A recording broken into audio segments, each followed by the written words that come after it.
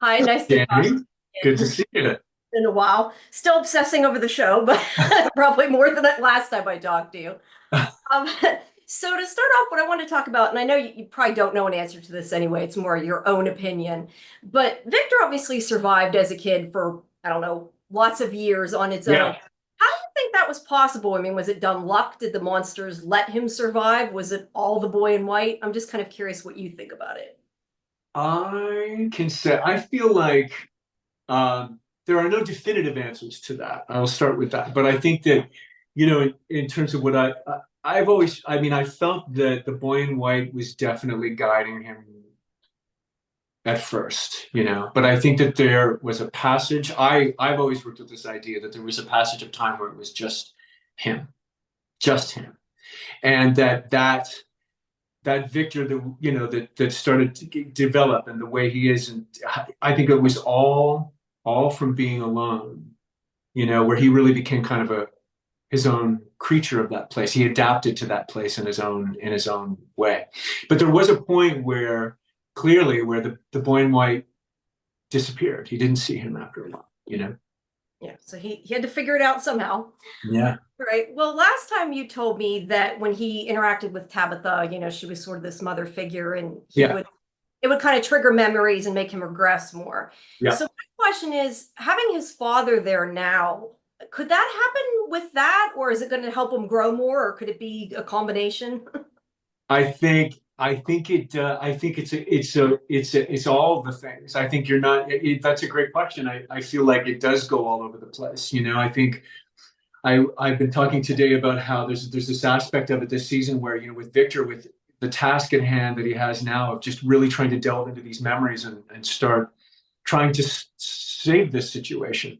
Henry becomes a big part of that, and it becomes about saving him. And I think while there's this great responsibility and guilt about this lifetime that's lost between them, um, I think that there's moments where there's regression. I think that there's moments where I could feel when we were doing it too that Victor was just naturally stepping up and even growing up. I think in certain ways because he's taking charge of this situation and trying to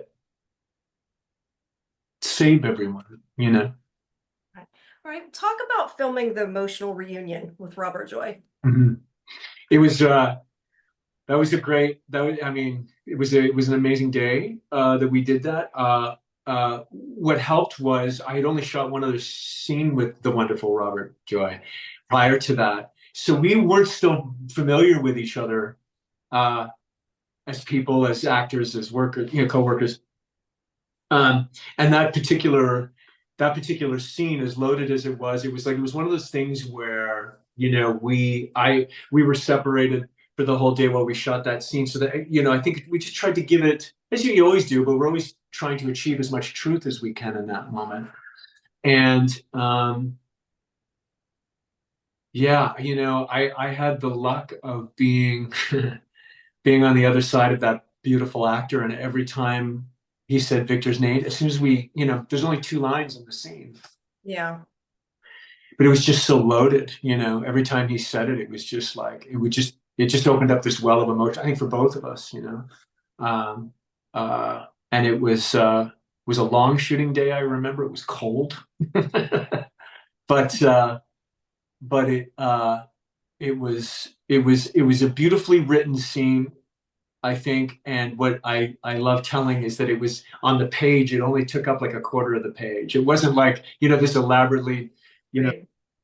written out scene about what happens. But it is what you're seeing is essentially what was written. Yeah.